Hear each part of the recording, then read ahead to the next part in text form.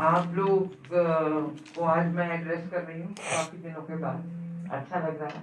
और सबसे बड़ी बात ये है कि ये इतनी बड़ी बड़ी पुस्तकें जो बनी वो इसलिए बनी है कि काम ही इतने हुए हैं कि सबको लिस्ट करना थोड़ा कठिन है छोटे से पेपर में या छोटी सी बुकलेट में।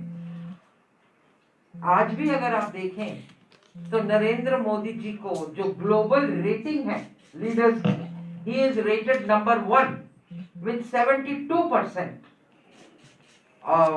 उनको मिले हैं ग्लोबल रेटिंग पूरी दुनिया में। उनके कहीं नीचे आते हैं यूएस प्रेसिडेंट, ब्रिटिश प्रेसिडेंट तो लास्ट है उसमें Boris Johnson. He is number 1।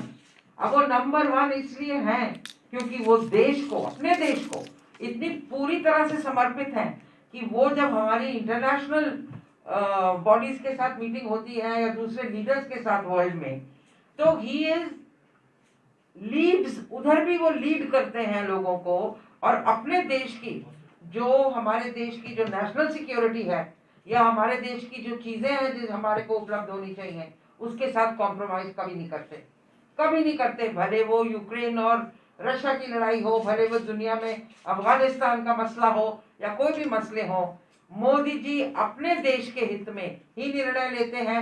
He doesn't try to become popular amongst the world leaders and yet he is proved to be the most popular with a lead of 72%. अगर आप लोगों ने देखा होगा, that is his international global rating, number 1 leader in the world। इसलिए कि उन्होंने इतने कार्य किए हैं।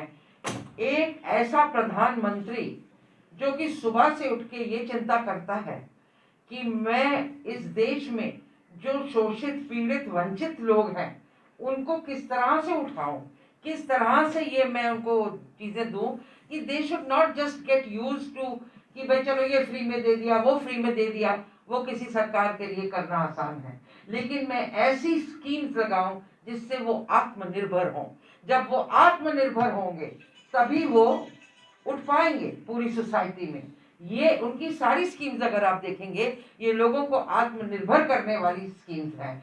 कोई नहीं चाहता कि मतलब, और स्पेशली हमारे प्रधानमंत्री, हमारी पार्टी का, जैसे अरुण जी ने कहा, ये शुरू से हमारा हो रहा है, हमारा बेसिक पॉलिसी। तो मतलब किसी का हाथ ऐसे नहीं होना चाहिए, ऐसे हो ताकि जो भी गरीब है, शोषित है, वंचित है, वो अपने आप को सशक्त।